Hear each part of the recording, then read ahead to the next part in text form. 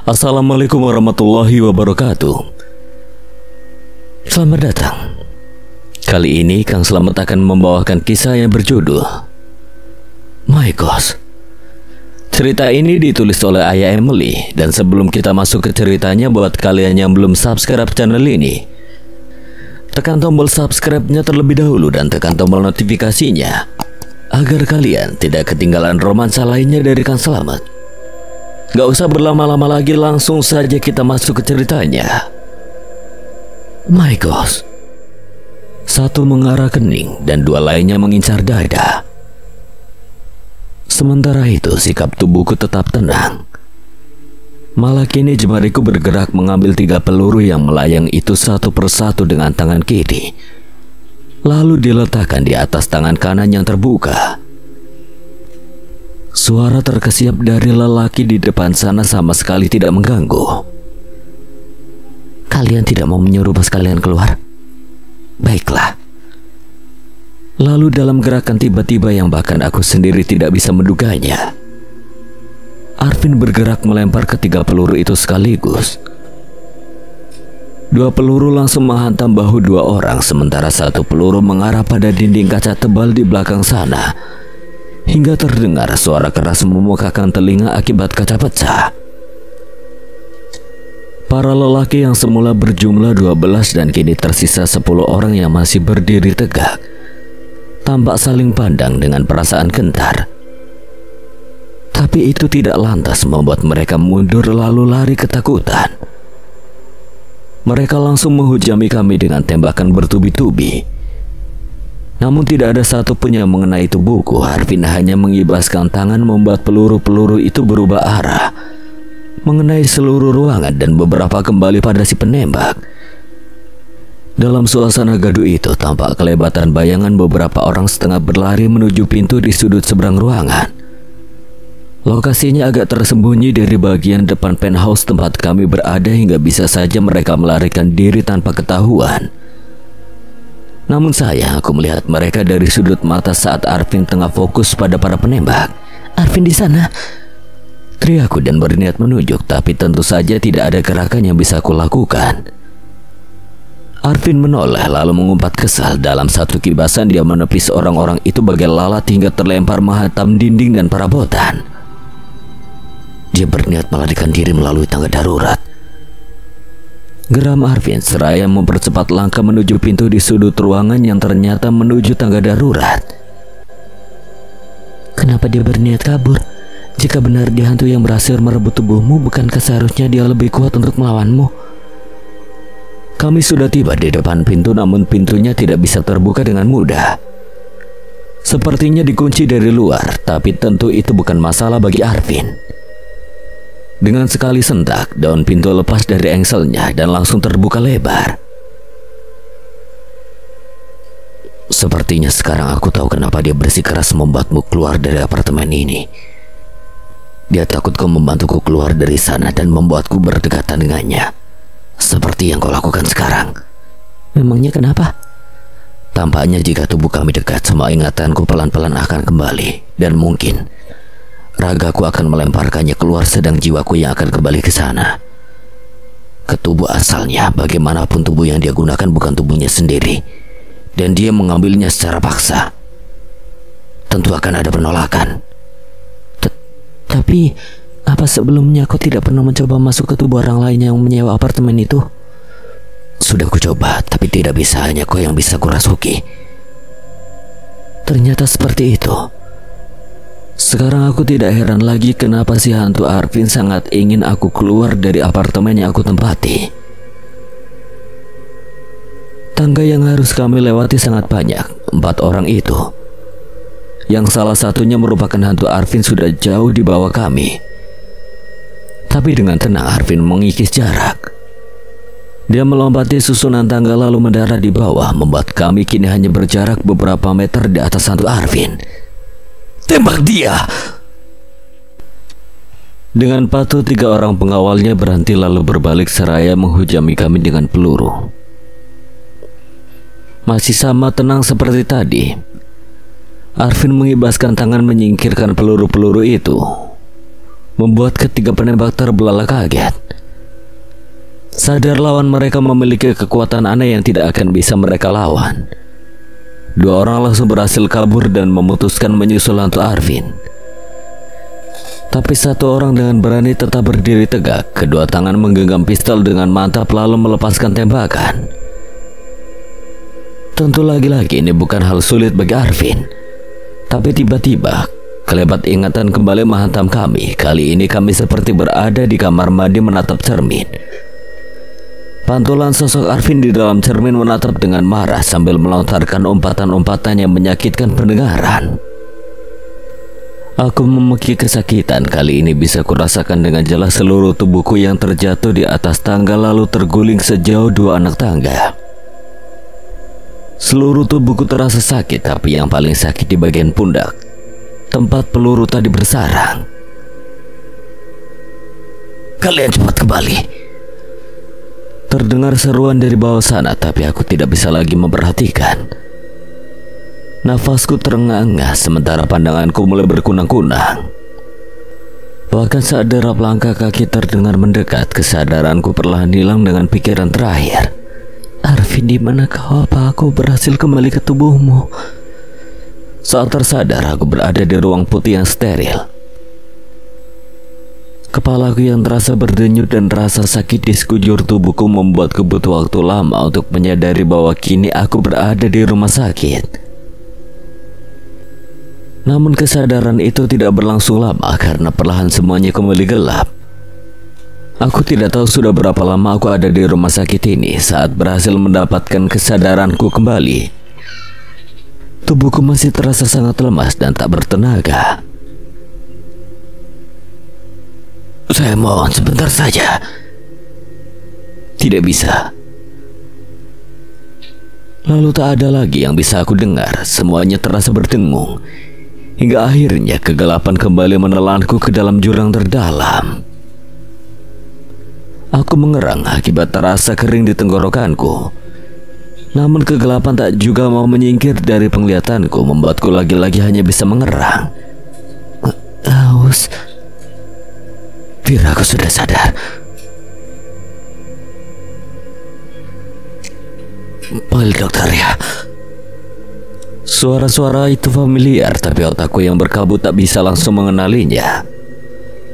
Setelahnya, terdengar suara-suara yang tidak bisa kutangkap jelas. Selalu terasa seseorang mengangkat salah satu kelopak mataku. Refleks aku berkedip begitu cahaya terang langsung menusuk mata. Tidak apa-apa, dia baik-baik saja. Lalu suara-suara itu kembali tidak jelas. Beberapa saat kemudian sesuatu yang basah menyentuh bibirku. Refleks aku menjilatinya, berharap bisa mengurangi rasa kering di tenggorokan. Lalu terasa sesuatu seperti bibir gelas menyentuh bibirku. Segera aku teguk isinya yang mengalir dingin membuatku mendesah lega. Setelahnya aku berbaring tenang, kali ini tidak memaksakan diri untuk segera keluar dari kabut ini. Aku menunggu mungkin hanya beberapa detik namun bagai berjam-jam. Hingga akhirnya aku sanggup membuka mata. Hal pertama yang tampak dalam pandanganku adalah langit-langit berwarna putih lalu disusul bau antiseptik. Tak butuh waktu lama sampai aku menyadari bahwa ruangan ini adalah kamar rumah sakit. Remasan lembut di jemariku membuatku menoleh. Lalu pandanganku beradu dengan sosok yang amat aku kenal, membuatku mengerja beberapa kali karena rasa tak percaya. Ibu, ya Allah nak, syukurlah. Ibu benar-benar khawatir. Kenapa kamu bisa sampai seperti ini? Bagaimana ibu bisa di sini? Apakah aku sedang bermimpi? Aku ingat dengan jelas semuanya, bagaimana Arvin masuk ke tubuhku lalu kami berusaha masuk ke penthouse milik Arvin yang ditempati hantu pencuri tubuhnya. Peluru-peluru berterbangan ke arah kami dan Arvin dengan tenangnya mengibaskan benda-benda berbahaya itu. Hingga akhirnya kami jatuh oleh satu tembakan akibat ingatan Arvin yang tiba-tiba datang menyerang. Setelah semua itu, bagaimana ibuku bisa tiba-tiba berada di sini? Kami mendapatkan telepon dari polisi. Seharusnya ibu memang tidak pernah memberimu izin untuk pergi. Kalau saja kamu tetap di rumah dan menjadi guru, kamu pasti tidak akan terlibat masalah semacam ini. Air mataku turut menetes melihat tangis ibu. Aku tidak mau membuatnya khawatir dan sedih seperti ini. Aku bahkan tidak pernah berpikir bahwa yang kulakukan akan berakhir mendapatkan tembakan. Semua memang berjalan di luar sana. Ibu sungguh tidak mengerti yang kamu pikirkan. Lanjut ibu masih dengan nada marah. Namun air matanya tidak mau berhenti mengalir. Genangannya begitu kuat di jemariku menandakan dia takut kehilangan diriku. Bisa-bisanya kamu menerobos masuk ke penthouse pemilik gedung lalu menembaki anak buahnya. Apa yang kamu pikirkan? Ingin jadi pembunuh? Bahkan ibu tidak tahu kamu dapat pistol dari mana. Teriakan-teriakan dan isak tangis ibu terasa memenuhi kamar. Tangisku semakin pecah. Ku genggam erat jemarinya dengan perasaan bersalah. Aku tidak menembak siapapun, Bu. Ibu mengusap air matanya dengan punggung tangan. Matanya berkilat merah. Masih saja kamu menyangkal dengan semua bukti. Bahkan pemilik gedung sudah menuntut kamu dengan tuduhan percobaan pembunuhan. Apa kamu tahu bagaimana susahnya ayah dan ibu masuk ke sini karena banyak polisi yang berjaga di luar? Hanya menunggu sampai waktu para polisi itu menyeret kamu ke penjara. Astaga, aku benar-benar tidak menyangka semuanya akan seperti ini. Kupikir masalah Arvin akan langsung selesai begitu dia bertemu dengan hantu yang menempati raganya, tapi tak kusangka. Arvin, di mana Arvin? Baru saja aku hendak bertanya pada ibu. Pintu ruang rawat tempatku berada terbuka lalu menampakkan sosok ayah bersama seorang polisi yang tampak segar dan kumisnya tebal. Dia baru sadar, Pak. Tidak bisakah Bapak menunggu sampai Vira benar-benar pulih? Ini tidak lama. Hanya itu yang dikatakan polisi itu sebelum masuk ke dalam ruangan lalu berdiri di sisi ranjangku yang lain, berseberangan dengan tempat ibu duduk. Nona Syafira. Panggilnya dengan suara datar sambil mengeluarkan buku kecil dari sakunya. Saya penyidik yang menangani kasus ini. Bisakah Anda menjawab beberapa pertanyaan saya? Jelas itu basa-basi meski dia bertanya, namun nada dan tatapannya menunjukkan tidak menerima penolakan. Tidak ada lagi yang bisa kulakukan selain mengangguk. Bagus. Tatapannya tajam menusuk, membuat hatiku gentar. Tapi aku membalasnya dengan tenang. Kemampuan yang sepertinya sudah cukup terlatih sejak aku mengenal hantu penghuni apartemenku. Nah, maksudnya Arvin Radika yang asli. Saya tidak mau basa-basi. Kenapa Anda menyerang Pak Arvin Radika? Saya tidak pernah menyerangnya. Lucu sekali Anda bilang tidak menyerangnya. Lalu apa sebutan untuk kelakuan Anda yang mendatangi kediamannya dengan pistol hingga menyebabkan banyak perabotan rusak dan 2 orang terluka tembak? Aku tidak memegang pistol. Kali ini suaraku serak diiringi air mata yang bergulir. Ayolah Vira, jangan cengeng sekarang. Pak, mungkin Vira butuh waktu. Tangan polisi itu terangkat menyuruh ibu diam tanpa mengalihkan perhatian dariku. Saya tidak akan luluh dengan air mata Anda, Nona. Seharusnya Anda bersyukur karena mendapatkan perawatan selama 2 hari ini dan bukannya langsung dijebloskan ke penjara. Jadi hapus air mata Anda dan coba jelaskan bagaimana perabotan di rumah Pak Arvin rusak dan anak buahnya terluka. Semua itu jelas akibat tembakan dan ada 2 pistol yang penuh sidik jari Anda. Itu mereka yang menembaki kami, aku dan Arvin. Arvin hanya menyingkirkan peluru-peluru yang mengarah pada kami. Tidak ada niat membunuh. Arvin hanya ingin mengambil kembali tubuhnya yang dicuri sosok hantu. Aku menggigit bibir dengan air mata yang lagi-lagi bergulir, menyadari tidak akan ada yang percaya pada ceritaku. Itu apa? Aku tidak tahu. Tidak tahu. Saya sama sekali tidak menyukai jawaban itu, Nona. Dia lalu menghela napas seraya menunduk, membolak-balik buku catatannya lalu kembali menatapku. Sepertinya Anda tidak mau mengakui perbuatan Anda padahal semuanya sudah jelas. Kalau begitu kita loncati saja bagian itu karena sekarang saya ingin tahu apa motif Anda. Apa Anda marah pada Pak Arvin karena beliau meminta Anda pindah ke apartemen yang lain? Atau ini bagian dari cara Anda mendapatkan inspirasi untuk bahan tulisan? Saya dengar dari orang tua Anda bahwa Anda memutuskan hidup jauh dari mereka selama 2 tahun untuk mencari pengalaman demi memperkaya imajinasi. Jadi apa motif Anda? Bukan dua-duanya. Lalu apa? Aku tidak pernah berniat menyerang apalagi membunuh Pak Arvin. Pertanyaan terakhir, kenapa Anda masuk ke penthouse Pak Arvin hari itu? Lagi-lagi aku menggigit bibir lalu tidak punya pilihan selain menggeleng lemah. Baiklah, saya anggap Anda mempersulit proses penyelidikan. Ini akan membuat Anda langsung ditetapkan sebagai tersangka. Permisi. Pak, tunggu dulu. Bagaimana? Ayah bergegas mengikuti polisi penyidik itu keluar ruangan. Hatiku pedih mendengar nada memohonnya.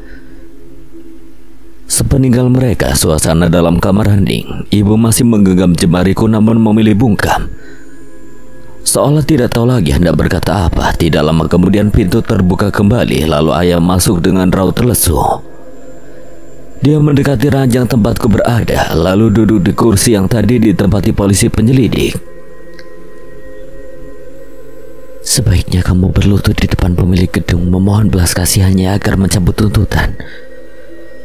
Saran ibu memecah keheningan seraya mengusap air mata yang bergulir di pipinya. Ayah menggeser kursi semakin dekat padaku lalu membelai kepalaku lembut. Boleh ayah tahu kenapa kamu melakukan semua itu? Kamu mungkin tidak bisa mengatakannya sebenarnya pada polisi tadi, tapi apa kamu juga tidak mau bercerita pada ayah dan ibu? Sikap lembut ayah membuat air mataku semakin menitik. Ku tatap mata hitamnya penuh sayang. Kalian tidak akan percaya. Coba ceritakan. Aku tidak pernah berniat menyerang Arvin Radika. Aku hanya ingin bertemu dengannya, mungkin ngobrol atau apapun. Yang jelas bukan penyerangan apalagi percobaan pembunuhan. Tapi bagaimana semua bukti? Saat baru keluar dari lift di lantai penthouse-nya, orang-orang Arvin sudah bersiap di sana dengan pistol mengarah pada kami. Mereka yang menembaki kami. Astaga, bagaimana cara menjelaskannya? Apakah mereka akan menganggapku gila? Sebenarnya ada hantu yang menempati apartemenku. Bisa dibilang aku berteman dengannya, meski awalnya dia berusaha membuatku keluar dari apartemen itu, karena menurutnya itu adalah rumahnya. Kami hidup seperti teman sekamar. Sayang dia sama sekali tidak ingat namanya dan bagaimana dia mati. Yang jelas dia terjebak di apartemen itu, sama sekali tidak bisa keluar. Lalu suatu hari aku melihat seseorang yang sangat mirip dengannya, dengan hantu di apartemenku. Awalnya di toko buku, lalu di lobi gedung apartemen. Kupikir dia kembaran hantu yang masih hidup. Setelahnya tiba-tiba tawaran untuk pindah ke apartemen lain datang. Aku merasa tawarannya tidak masuk akal, karena itu aku menolak. Tapi mereka bersikeras ingin aku pindah sampai pemilik gedung sendiri yang ingin bertemu denganku. Di pertemuan itu aku tahu bahwa pemilik gedung adalah orang yang memiliki wajah yang sama dengan hantu penunggu apartemenku. Kami ngobrol di penthouse-nya. Dia masih bersikeras agar aku pindah. Hingga akhirnya dia memberikan alasan bahwa ada hantu pencuri tubuh di apartemenku. Saat itulah aku merasa apa hantu pencuri tubuh itu telah mencuri tubuh Arvin Radika yang asli, lalu membuat jiwanya terjebak di apartemen yang aku tempati. Astaga! Terdengar seruan pelan dari ibu, tapi aku tahu dia belum sepenuhnya percaya. Lalu bagaimana?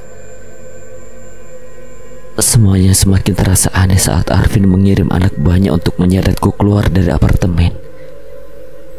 Kenapa dia begitu bersikeras ingin aku pindah? Dalam kondisi aku diseret paksa, hantu penunggu apartemenku masuk ke tubuhku lalu melempar orang-orang itu keluar. Setelahnya dia bilang ingin bertemu Arvin secara langsung dengan meminjam tubuhku. Aku menyetujuinya, lalu kami bersama-sama menuju penthouse Arvin. Aku bisa melihat semuanya, tapi hantu itu yang menggerakkan tubuhku. Selanjutnya seperti yang aku ceritakan tadi, anak buah Arvin menembaki kami dengan mudah. Hantu dalam tubuhku menepis peluru-peluru itu hingga berbalik arah dan menghancurkan perabotan serta melukai anak buah Arvin. Sementara itu Arvin melarikan diri melalui tangga darurat. Saat itu aku masih bertanya-tanya kenapa Arvin berusaha kabur.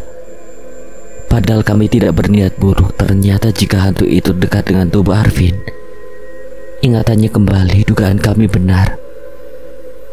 Hantu itu jiwa Arvin yang asli. Jika berdekatan dengan tubuhnya, raganya seolah menolak jiwa palsu lalu menarik jiwa asli kembali ke tempatnya. Aku tahu ini memang tidak masuk akal, tapi itu yang sebenarnya terjadi. Dan sekarang si Arvin palsu berusaha membuatku menjadi tersangka. Lalu di mana jiwa Pak Arvin sekarang? Kalau semua ini benar, dia satu-satunya harapan kita agar kamu tidak terjerat hukum. Ayah percaya padaku? Tentu saja. Itu bukan hanya salah satu cerita karangan kamu, kan? Aku menoleh menatap ibu lalu menggeleng. Jadi di mana kira-kira ayah bisa berkomunikasi dengan jiwa Pak Arvin? Apa dia ada di ruangan ini? Kurasa dia kembali ke apartemenku, terjebak di sana. Ayah akan ke sana. Aku duduk menunggu dengan gelisah di atas ranjang pasien saat ayah pergi. Waktu masih menunjukkan pukul 10 siang. Tapi sekarang sudah pukul 7 malam dan ayah belum juga datang. Padahal ibu bilang rumah sakit ini tidak jauh dari gedung apartemenku. Ibu yang sedang mengupas apel juga sama gelisahnya. Sesekali dia berhenti lalu menoleh ke arah pintu. Lalu helaan napasnya terdengar sebelum melanjutkan mengupas. Bu, Sony dan Sofian bersama siapa di rumah? Ada tantemu dia di rumah bersama mereka. Aku merasa ibu marah padaku, sikapnya seolah mengabaikanku. Bu, maafkan aku sudah membuat ibu dan ayah kesusahan. Terdengar helaan napas ibu sebelum dia mendongak menatapku. Kamu tahu ibu marah, kan? Aku mengangguk dengan rasa bersalah. Tapi marah seorang ibu selalu sama. Bukan karena merasa direpotkan, tapi karena khawatir. Entah berapa kali rasanya ibu ingin pingsan membayangkan tembakan yang mengarah padamu. Bisa saja membuatmu langsung terbunuh, nak. Maaf, Bu. Sudah. Ibu mengusap sudut matanya yang berair, lalu tangannya menjangkau untuk menghapus air mataku. Mau apa? Tidak. Ibu juga tidak mau. Lalu kenapa ibu mengusapnya? Ibu perlu sesuatu untuk dikerjakan. Lagi pula ini kelakuan ayahmu, buah apel kan kesukaannya. Anaknya yang sakit malah beli buah kesukaannya sendiri. Suara pintu yang dibuka membuat kami berdua refleks menoleh. Jantungku langsung berdegup cepat melihat ayah masuk lalu berjalan mendekati ranjang yang kutempati dan duduk di kursi sisi ranjang berseberangan dengan ibu. Kenapa lama sekali ya? Ayah harus ke tempat lain dulu. Kemana? Apa ayah bertemu dengannya? Ayah tersenyum lalu mengangguk. Jadi di apartemen Vira benar-benar ada hantunya? Sudah kuduga. Ibu pasti belum sepenuhnya percaya, jadi aku memilih diam menunggu penjelasan ayah. Iya, dan dia agak tidak ramah awalnya. Pertama ayah berhasil masuk. Dia melempari ayah dengan telepon kabel. Untung ayah berhasil menghindar. Saat benda lain melayang ke arah ayah, ayah langsung teriak, "Aku ayah Vira." Barulah dia berhenti. Benda-benda langsung jatuh ke lantai. Ternyata itu pisau dapur. Dia juga begitu awal aku tinggal di apartemen itu. Lalu bagaimana? Kami berbincang. Ayah bisa melihatnya. Apa dia kelihatan menyeramkan? Dia hanya kelihatan seperti kabut, tapi ayah bisa mendengarnya berbicara. Apa yang kalian bicarakan? Ayah bilang sudah dengar banyak hal darimu, lalu sekarang kau menjadi tersangka. Ayah jelaskan semua tuduhan dan bukti-bukti yang memberatkanmu, lalu meminta tolong agar dia menyelamatkanmu. Tapi katanya dia tidak bisa melakukan apapun karena terjebak di apartemen itu. Bahkan dia tidak bisa masuk ke tubuh ayah. Satu-satunya tubuh yang bisa dia rasuki adalah tubuhmu. Lalu bagaimana cara kita membuktikan kalau Vira tidak bersalah? Apa kita perlu membawa polisi penyidik itu ke apartemen Vira? Sepertinya dia tidak mungkin mau. Jangan khawatir, dia sudah memberi jalan keluar. Satu-satunya cara agar kamu lepas dari hukum adalah membuat Pak Arvin menarik tuntutannya. Jadi dia harus kembali ke tubuh asalnya, dan untuk melakukan itu dia membutuhkanmu. Kamu harus datang ke apartemen lalu membantunya keluar seperti sebelumnya. Tapi bagaimana Vira keluar dari sini ya? Dia meminta ayah menemui seseorang yang bisa membantu Vira keluar dari sini selama beberapa saat. Itu sebabnya ayah tertahan agak lama. Siapa? Ibu Pak Arvin, dan beliau sudah setuju untuk datang malam ini. Mungkin sebentar lagi. Aku duduk bersandar di ranjang rumah sakit dengan gugup. Kedua tangan saling meremas di pangkuan. Ibu duduk di samping kananku dengan ayah berdiri di belakangnya. Sementara di samping kiriku ada dia, Ibu Arvin, yang tampak seperti gambaran wanita-wanita parubaya dari kalangan atas. Rambut disanggul rapi, kuku jemari tampak berkilat meski tanpa pewarna, dan tas mahal yang dia letakkan di meja samping ranjang pasien. Semuanya tampak begitu mewah, ditambah tatapan menyelidiknya membuatku merasa salah tingkah. Boleh aku panggil Vira saja? Akhirnya dia memecah keheningan tak mengenakan yang terjadi sejak dia masuk ke ruang rawatku. Sekilas aku menoleh menatapnya, lalu mengangguk dan kembali menunduk. Saya memang berharap Anda memanggilku begitu. Alfi, kau bisa memanggilku Alfi. Aku kembali mendongak menatapnya. Itu sangat tidak sopan. Saya diajari untuk tidak memanggil nama saja pada orang yang lebih tua. Wanita yang tampak ramah itu tersenyum lembut. Kalau begitu kamu boleh memanggil Tante Alfi, dan tidak perlu terlalu formal. Baiklah Tante. Tante sudah dengar banyak dari ayah kamu, tapi Tante ingin mendengar semua dari kamu secara langsung. Bisakah kamu menceritakannya? Sejujurnya aku sendiri masih tidak percaya Tante mau datang ke sini. Maksudku, kenapa Tante langsung setuju mengikuti keinginan orang asing yang menceritakan hal aneh dan tidak masuk akal tentang putranya? Itu karena ayah kamu membawa pesan. Pesan seperti yang pernah dikatakan Arvin ketika dia masih berumur 10 tahun. Dia menghela napas, tiba-tiba matanya berkaca-kaca saat mengeluarkan secari kertas dari tasnya, lalu dia ulurkan padaku. Aku menerimanya, lalu membuka lipatan kertas yang sepertinya disobek dari salah satu buku. Arvin terkurung, tolong Arvin. Dia mengambil tubuh Arvin lagi. Aku mendongak menatap Tante Alfi. Lagi? Sebelumnya ini pernah terjadi? Tante Alfi mengangguk seraya mengusap air mata yang mengalir di pipinya. Saat masih berusia 10 tahun, Arvin anak yang manis dan penurut. Sikapnya sudah dewasa bahkan di usia yang masih belia. Dia cenderung menghindari pertengkaran dan bisa dibilang menjadi pendamai. Kalaupun dia pernah bertengkar, itu karena kesabarannya sudah hilang. Tapi hari itu, tiba-tiba dia pulang sekolah dengan kondisi babak belur. Besoknya Tante dipanggil ke sekolah. Ada 7 siswa yang berkelahi dengan Arvin. Ketujuhnya mengalami cedera parah, bahkan sampai beberapa patah tulang. Sebagai ibu, tentu Tante membela Arvin. Mereka bertujuh, tapi Arvin sendirian. Kenapa malah Arvinnya disalahkan? Tapi ternyata menurut banyak teman-temannya yang menjadi saksi, Arvinnya memulai sengaja mengganggu dan menantang anak-anak itu berkelahi. Tentu saja Tante tidak percaya Arvin tidak mungkin melakukan itu. Papa Arvinnya waktu itu masih hidup tidak memperpanjang. Dia langsung menjamin pengobatan anak-anak yang terluka sampai sembuh. Sementara Arvin dipindahkan ke sekolah lain. Tapi 2 hari di sekolah baru hal yang sama terjadi lagi. Aku menunggu kelanjutan ceritanya dengan tegang dan bertanya-tanya apa hantu yang sekarang menguasai tubuh Arvin adalah hantu yang sama seperti saat dia kecil dulu. Setelah kejadian yang kedua kali itu, Papa Arvin murka. Dia menghukum Arvin tetap tinggal di rumah tanpa uang saku, ponsel dan laptop.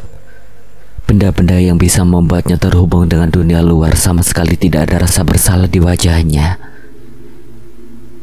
Dia menghabiskan waktu sepanjang hari bermain game lalu tertidur di depan TV. Saat itulah tante duduk di sampingnya mengamatinya dengan seksama dan bertanya-tanya apa yang salah sampai dia menjadi seperti ini.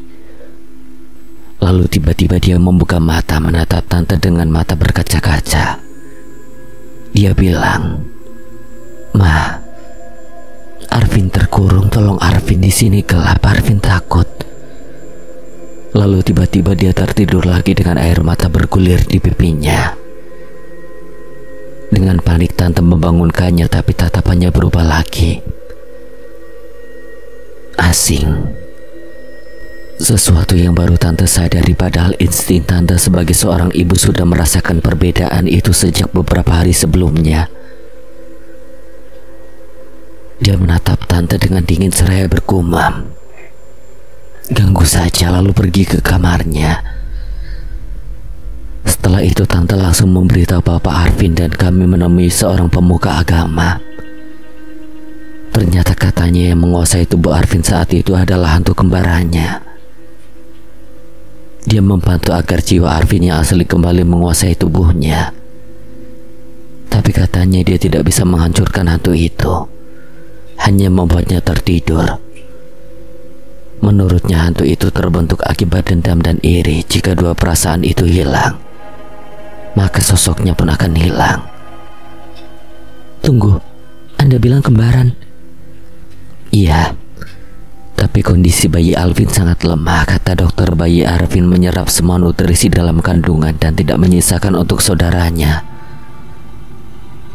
Mereka kembar identik dengan satu plasenta dan kantung ketuban yang sama. Karena itu bayi Arvin hanya bisa bertahan selama 1 minggu sebelum meninggal." Aku tertegun seketika otakku memutar kenangan di lift waktu itu. Lebih tepatnya kenangan Arvin. "Pergi, kini giliranku.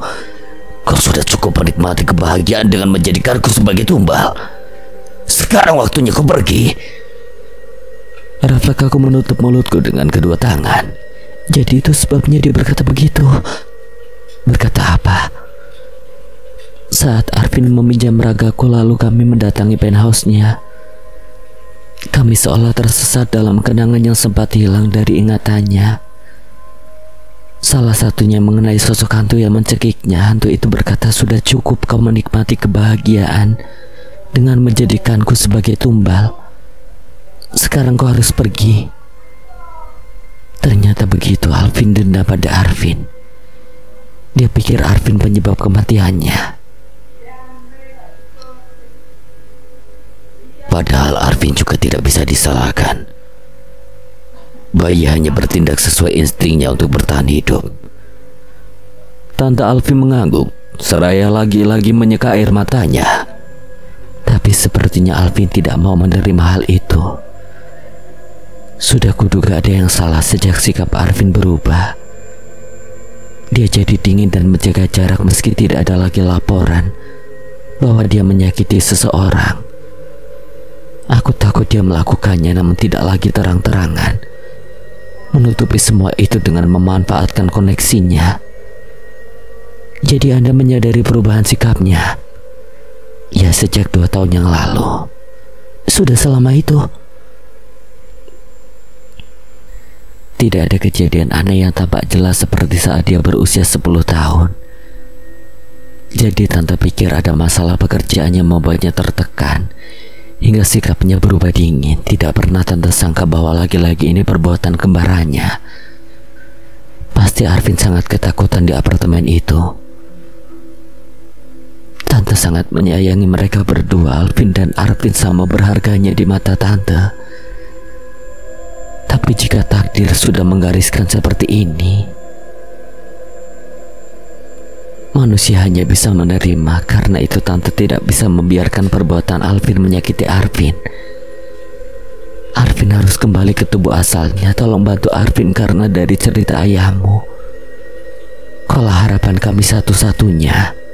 Tapi Tapi bagaimana aku bisa membantu jika aku terkurung di sini? Para polisi itu akan segera membawaku ke penjara. Jangan khawatir, walau Tante tidak bisa membuatmu lepas dari tuntutan. Tapi Tante bisa membantu agar kamu bisa keluar selama beberapa jam. Semoga itu cukup. Aku mengangguk setuju, meski tidak tahu apa beberapa jam saja cukup. Tapi aku tidak akan menolak peluang sekecil apapun untuk menemui Arvin dan membantunya. Tante Alfi berhasil membuatku keluar dari rumah sakit siang ini. Sepertinya dia punya koneksi ke atasan si penyidik. Dan mengingat Tante Alfi yang mengajukan permohonan adalah mama korban, maka aku diberi kesempatan bebas selama 7 jam dengan orang tuaku sebagai jaminan. Tidak apa-apa, lakukan saja yang harus kamu lakukan. Ibu meremas jemariku memberi dukungan saat aku menatapnya dengan mata berkaca-kaca. Hati-hati menggerakkan lengan dan pundakmu, luka tembak di situ belum sembuh. Aku mengangguk mendengar nasihat orang tuaku lalu memeluk mereka bergantian. Setelahnya aku beralih pada Tante Alfi. Apa Tante akan ikut bersamaku? Ada banyak anak buah Alvin di gedung apartemen itu, dan Tante nyaris tidak pernah datang ke sana. Daripada memancing kecurigaan yang bisa sampai ke telinga Alvin, lebih baik Tante menunggu di rumah dan memastikan Alvin tetap di sana. Jadi kalian bisa langsung datang tanpa Alvin memiliki kesempatan melarikan diri. Aku mengangguk menyetujui rencananya. Tiba-tiba Tante Alvin memelukku, membuatku membeku kaget. Terima kasih, padahal kamu sedang terluka tapi masih bersedia membantu kami. Lagi-lagi aku hanya mengangguk pelan sebagai tanggapan setelah pelukan kami lepas. Semalam aku memang menceritakan detail pertemuanku dengan Alvin seperti yang diinginkan Tante Alfi. Tapi tentu saja versi cerita dari mulutku sudah banyak disensor. Jadi sampai detik ini Tante Alfi dan orang tuaku belum tahu bahwa aku menjalin hubungan cinta dengan Arvin. Karena itu bukan hanya Tante Alfi yang menginginkan Arvin kembali ke tubuh asalnya, aku juga sangat menginginkannya.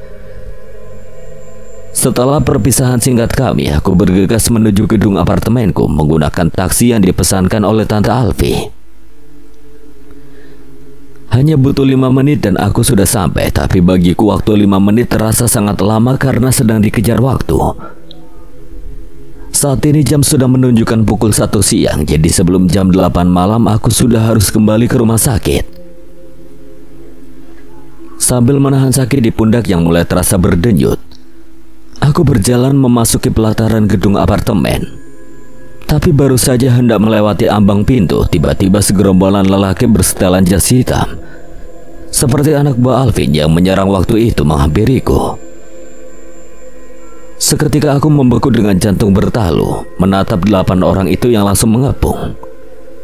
Ada apa ini? Nona Syafira, Anda dilarang memasuki gedung apartemen ini lagi. Dan bukankah Anda sedang berada di bawah pengawasan polisi? Apakah Anda melarikan diri? Mungkin orang yang berbicara itu adalah orang yang menyerangku beberapa hari lalu, tapi sayangnya aku sama sekali tidak mengingatnya. Saya hanya perlu mengambil barang-barang saya. Barang-barang Anda akan dikirimkan ke kantor polisi secepatnya. Lalu dia mengendikkan dagu ke arahku sambil menatap laki-laki yang lain. Tangannya merogos aku mengeluarkan ponsel. Aku membaca situasi dengan cepat. Dia pasti menyuruh anak buahnya untuk menahanku sementara dia sendiri hendak menghubungi seseorang. Polisi atau Alvin. Tapi aku tidak berniat menebak lebih jauh. Yang harus kulakukan sekarang adalah segera melarikan diri atau semua rencana yang telah tersusun gagal.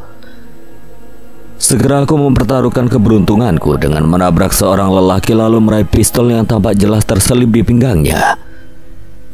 Dia agak lengah sehingga aku berhasil menggenggam gagang pistol. Tapi sayangnya, baru berhasil menariknya, tanganku sudah dicekal hingga terjadi aksi saling menarik. Tapi aku tidak hilang akal sebelum teman-temannya berhasil mencapai kami untuk membantu. Kugunakan lututku yang berada tepat di bawah selangkangannya untuk meremukan benda berharganya. Terdengar teriakan kesakitan yang membuatku meringis sekaligus lega karena lelaki itu langsung melemas. Berhasil menjatuhkan lelaki itu, aku langsung mengkokang pistol di tanganku. Untung saja pistol ini jenis semi otomatis seperti yang sering kugunakan dalam novelku. Jadi aku tahu sedikit cara menggunakannya akibat riset melalui internet yang pernah kulakukan untuk menopang ceritaku. Jangan mendekat, teriakku pada para lelaki itu sambil menodongkan pistol. Tapi sepertinya mereka menganggap ancamanku bukanlah sesuatu yang perlu dikhawatirkan. Akhirnya terpaksa aku melepaskan tembakan secara acak karena aku memang sangat amatir dalam hal ini. Sambil berdoa dalam hati semoga tidak ada yang terluka. Teriakan-teriakan terdengar saling bersautan dengan suara-suara kaca pecah yang terkena terjangan peluru dari pistol yang kutembakkan. Serentak laki-laki yang bersetelan jas hitam itu menyingkir menyelamatkan diri. Melihat itu aku tidak membuang waktu dan langsung melarikan diri keluar dari gedung apartemen seraya membawa pistol di tanganku. Instingku mengatakan orang-orang itu pasti sedang mengejarku, karena itu sengaja kupilih jalan yang berbelok, bukan lurus. Lalu aku masuk ke sebuah butik pinggir jalan dan bersembunyi di antara pakaian dekat kaca depan untuk mengawasi keadaan. Tak lama kemudian terlihat para lelaki itu berlari melewati butik tempatku bersembunyi hingga aku bisa bernapas lega. Tentu saja kelegaan ini hanya semu. Sekarang setelah kekacauan yang kubuat tadi, bagaimana caraku bisa masuk ke apartemenku? Vira. Panggilan itu refleks membuatku tersentak dan menegang, tapi keteganganku perlahan mencair begitu mengenali orang itu. Bu Dewi, ternyata benar. Kenapa kamu terengah begitu dan penampilanmu sangat berantakan? Apa gosip itu benar? Tiba-tiba air mataku bergulir dan cepat-cepat aku mengusapnya dengan punggung tangan. Mungkin ini air mata akibat rasa frustasi. Tentang aku yang berusaha membunuh pemilik gedung. Itu sama sekali tidak benar. Lalu apa benar kamu kerasukan hantu penunggu apartemenmu? Bagaimana Bu Dewi bisa tahu? Refleks wanita bertubuh berisi itu menutup mulut dengan satu tangan. Lalu tiba-tiba dia menarik tanganku melewati deretan baju menuju bagian belakang butik. Dengan mudahnya ia membuka satu pintu yang tertulis khusus staf, lalu membawaku ke sebuah ruangan dengan sofa melingkar yang nyaman. Apa kita boleh berada di sini? Tanyaku bingung seraya menatap sekeliling dan menyadari tidak ada orang lain di sana. Dewi tersenyum seraya mengambil minuman di kulkas sudut ruangan, lalu menyerahkannya padaku sebelum duduk di sampingku. Aku menerimanya dengan penuh syukur, lalu segera meneguknya banyak-banyak. Ini butik milikku. Oh benarkah? Itu hebat sekali. Hanya itu yang bisa kukatakan. Pantas saja dia bisa menyewa apartemen mewah. Atau apakah dia membelinya? Dewi hanya mengibaskan tangannya sebagai tanggapan. Oh, mengenai pertanyaanmu tadi, aku dan Bu Vivi mendengar hal itu dari Bu Astrid. Saat gosip mengenai kamu yang menyerang kediaman Pak Arvin dengan pistol, kami merasa tidak percaya. Lalu Bu Astrid cerita bahwa dia merasa aneh saat bertemu denganmu di lift beberapa menit sebelum kejadian. Dia merasa itu bukan kamu. Jadi kami menyimpulkan bahwa kamu kerasukan hantu penunggu apartemenmu. Jadi itu benar. Aku menghela napas lalu mengangguk. Bagaimana bisa? Biasanya hantu di sana hanya menyerang penghuninya. Dan kamu bilang tidak ada hantu yang mengganggumu. Aku berbohong. Karena aku dan hantu itu di sana sudah mencapai kesepakatan untuk tidak saling mengganggu. Bagaimana caranya? Intinya kami saling mengerti. Dewi mengangguk menerima penjelasanku. Tapi kenapa hari itu tiba-tiba dia masuk ke tubuhmu lalu berusaha membunuh pemilik gedung? Dia tidak berniat begitu. Lalu ku ceritakan secara garis besar mengenai jiwa Alvin yang mengambil alih tubuh Arvin dan bagaimana aku bisa berakhir di rumah sakit. Kedengarannya memang tidak masuk akal, tapi memang itulah yang terjadi. Bahkan ibu Pak Arvin sendiri percaya dan beliaulah yang membantuku keluar dari rumah sakit. Tapi aku hanya punya waktu 7 jam untuk menyelesaikan semua ini sebelum kembali ke rumah sakit. Tapi sekarang semuanya semakin sulit karena aku sama sekali tidak bisa masuk ke apartemenku. Tiba-tiba Dewi menjentikan jarinya. Kalau hanya itu jangan khawatir. Aku akan membantumu melewati para penjaga. Sungguh? Tentu saja. Ayo ikut. Aku menatap cermin sambil berkedip beberapa kali dengan tatapan tak percaya. Mana mungkin orang yang balas menatapku di dalam sana adalah aku. Dalam waktu 1 jam, Dewi berhasil mengubahku menjadi orang lain. Wajahku dipoles make up tebal oleh salah satu pegawai butik yang ternyata jago merias. Mereka bahkan meminjam alat pengeriting rambut dari salon tidak jauh dari sana untuk membuat rambut lurusku menjadi berbeda.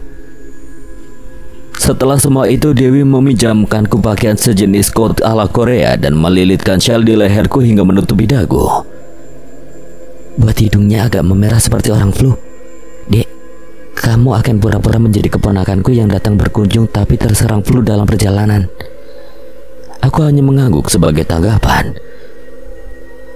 Pada sentuhan terakhir, Dewi memakaikanku kacamata transparan dengan bingkai gelap, membuat wajah asliku semakin sedikit terlihat. Setelahnya kami bersama-sama berjalan kaki menuju gedung apartemen. Jantungku berdegup kencang saat melewati para penjaga bersetelan jas hitam dan pegawai yang sedang memperbaiki kekacauan akibat ulahku 1 jam lalu. 1 jam? Astaga, waktuku semakin habis. Sementara itu, Dewi tetap tenang sambil pura-pura bingung melihat kaca depan dan beberapa vas bunga rusak. Bahkan sengaja dia berhenti di meja resepsionis padahal ada penjaga di sana. Sampai aku berpikir mungkin ini hanya jebakan. Bisa saja Dewi tidak mempercayai ceritaku dan ingin aku ditangkap. Di depan meja resepsionis dia bertanya apa yang terjadi. Setelah mendapatkan penjelasan, giliran si wanita bagian resepsionis bertanya mengenai diriku. Dengan santai Dewi menjelaskan bahwa aku adalah keponakannya yang datang berkunjung dan terserang flu dalam perjalanan. Setelahnya kami melanjutkan langkah menuju lift dan kebetulan berhasil mendapatkan lift kosong. Astaga, aku pikir kita akan ketahuan. Aku pintar berakting kan? Aku terkekeh mendengar guruannya, tapi setelahnya kami sama-sama terdiam dengan tegang. Apa perlu aku antar? Tidak perlu, terima kasih. Aku takut menyeret Bu Dewi lebih jauh dalam masalah ini.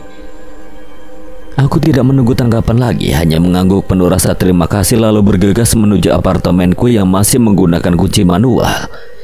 Tidak seperti apartemen mewah di bagian atas dan selalu kukantongi. Beruntung tidak ada penjaga di sini. Sepertinya Alvin hanya meminta penjaganya fokus pada pintu gedung apartemen. Pintu terbuka dengan mudah. Segera aku masuk lalu menutup pintu rapat dan menguncinya. Setelahnya aku langsung berdiri di tengah ruangan seraya berseru, Arvin. Seketika sesuatu terasa memelukku erat. Awalnya seperti kabut yang melingkupi, lalu semakin lama semakin solid. Biar aku pikir aku tidak bisa melihatmu lagi, katanya dengan suara serak penuh emosi seraya mendekapku rapat. Bendungan air mataku pun hancur. Ku balas pelukannya sambil menangis terseduh. Dadaku sesak. Ku benamkan wajahku di dadanya sambil mencengkeram kaosnya erat. Aku juga berpikir tidak akan bisa bertemu lagi denganmu. Itu membuatku sangat takut, Arvin. Aku mencintaimu. Dua kata yang keluar dari bibir Arvin membuatku membeku. Aku menarik kepala tanpa melepaskan pelukan, hanya agar bisa menatap wajah Arvin. Kau bilang apa? Aku mencintaimu, Syafira. Perlahan senyumku turut mereka dengan mata berkaca-kaca. Ini pertama kalinya dia menyatakan cinta padaku. Dia berdecak. Seharusnya kau sudah tahu perasaanku dari sikapku selama ini padamu. Jadi pernyataan cinta semacam ini tidak penting. Senyumku semakin lebar seiring air mata yang bergulir di pipiku. Tidak, aku tidak tahu. Katakan lagi. Aku mencintaimu, Syafira. Sangat. Meski dandananmu aneh seperti ini. Dia menundukkan wajah hingga kening dan hidung kami menempel satu sama lain. Aku mengerucutkan bibir pura-pura merajuk. Kalau bukan karena dandanan ini, aku tidak mungkin bisa berada di sini. Kalau begitu, aku harus berterima kasih pada sesiapapun yang mendandanimu. Lalu dia memiringkan kepala, menyatukan bibir kami dalam ciuman penuh kerinduan. Aku tersentak, begitupun dirinya. Refleks kami berdua menoleh ke arah pintu. Seketika jantungku berdetak sangat kencang, membayangkan anak buah Alvin berhasil melacak keberadaanku. Jangan khawatir. Kali ini tidak akan aku biarkan mereka menyakitimu. Arvin lalu kembali menciumku dalam, membuatku melayang hingga perasaan hilang kendali akan tubuhku kembali muncul.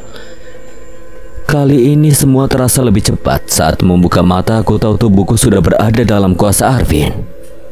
Siap keluar? Iya. Kau masih ingat jalan pulang ke rumah orang tuamu kan? Ibumu bilang akan menahan Arvin di sana. Tentu saja. Hari ini semuanya akan berakhir, aku janji. Aku percaya padamu. Pintu terbuka dengan mudah, lalu menampakkan wajah Dewi yang tampak cemas. Vira, kenapa lama sekali? Cepatlah sebelum mereka menyadari keberadaanmu. Dia Bu Dewi, orang yang membantuku masuk ke sini. Kau ingatkan dia pernah datang untuk makan malam bersama? Arvin tidak menyaut, hanya mengangguk singkat. Entah untuk menjawab pertanyaanku atau pertanyaan Dewi. Lalu tanpa kata dia berjalan tenang melewati Dewi yang tampak kebingungan. Kau bukan Vira ya? Akhirnya Dewi bertanya dengan nada ragu. Arvin berhenti lalu berbalik menghadap Dewi, menatap wanita bertubuh berisi itu dengan tatapan kosong. Aku Arvin. Terima kasih sudah membantu Vira sampai ke sini. Tampak Dewi terbelalak seraya menutup mulut dengan kedua tangan tanpa menunggu tanggapan. Arvin kembali berbalik menuju ujung lorong tempat lift berada. Tidak sampai 5 menit kami sudah tiba di lantai dasar. Apa rumahmu jauh? Kita tidak punya banyak waktu. Sebelum jam 8 malam aku sudah harus kembali ke rumah sakit. Orang tuaku yang menjadi jaminan kebebasanku selama 7 jam. Arvin tidak menanggapi. Dia pasti tidak ingin dianggap aneh dan menjadi pusat perhatian jika ketahuan berbicara sendiri. Akhirnya aku pun memilih diam. Tiba di luar, Arvin menghirup udara dalam-dalam. Dia pasti senang akhirnya bisa keluar dari penjara berbentuk apartemen itu. Dadaku sesak melihatnya, lalu berubah bingung menyadari Arvin tidak beranjak pergi, malah berdiri diam di tepi jalan raya yang masih menjadi kawasan gedung apartemen. Kenapa kau berhenti? Aku mau pesan taksi. Bu Dewi. Arvin berbalik menghadap wanita yang kini berada di samping kami. Sekali lagi terima kasih. Senang bisa membantu, ini kejadian luar biasa. Aku tidak sabar hendak menceritakan pada yang lain. Jangan ceritakan apapun sebelum semua ini berakhir. Ya tentu saja. Oh, sepertinya itu taksi yang aku pesan. Taksi yang ditunjuk Dewi berhenti di dekat kami. Dengan anggukan kecil, Arvin masuk ke dalam taksi lalu menyebutkan serangkaian alamat pada sopir. Tak lama kemudian mobil pun melaju meninggalkan kawasan gedung apartemen tempat Arvin selama ini terkurung. Dalam perjalanan kami sama-sama terdiam, sibuk dengan pikiran kami masing-masing. Aku sendiri bertanya-tanya apa kira-kira yang akan kami hadapi di rumah Arvin nanti. Apa akan ada pertarungan sengit layaknya dalam film-film paranormal atau aksi? Atau mungkin lebih seperti drama dengan banyak air mata? Perjalanan ke rumah orang tua Arvin terasa sangat lama. 1,5 jam kemudian taksi yang kami tumpangi berhenti di depan sebuah rumah yang tampak sangat megah. Aku terpana memandang rumah itu sementara Arvin merogoh saku belakang sesuai arahanku tadi. Tempat aku menyelipkan lembaran uang sebelum pergi dari rumah sakit. Turun dari taksi, kami mendekati pintu gerbang rumah yang terbuka namun dijaga oleh seorang satpam. Lelaki berperawakan gagah itu menanyakan nama kami datar, berkebalikan dengan nada bicaranya yang ramah. Syafira. Oh, Nona Syafira. Nyonya Alvis sudah menunggu Anda di dalam. Langsung masuk saja. Terima kasih. Satpam itu mengangguk, namun matanya yang jeli menatapku lekat, seolah merasakan keanehan pada sikapku. Namun dia tidak berkomentar, membiarkanku masuk tanpa diantar. Tentu saja Arvin mengenal rumah ini dengan baik, langkahnya sama sekali tidak canggung. Dia langsung menaiki anak tangga yang berada di antara taman bunga dan rumput hias menuju beranda. Sepertinya banyak tamu, gumamku karena melihat ada banyak mobil yang terparkir di halaman rumah. Apa semua itu mobil milik orang tua Arvin? Bukan, memang ada tamu. Sepertinya mama mengadakan acara keluarga. Mungkin sebagai alasan untuk menahan Alvin tetap di sini. Oh, Hanya itu tanggapanku. Sepertinya Arvin sudah ingat semua tentang dirinya. Iya. Dia masih sempat menjawab pelan sebelum kami mencapai ruang tamu yang tampak luas seolah bisa menampung 100 tamu.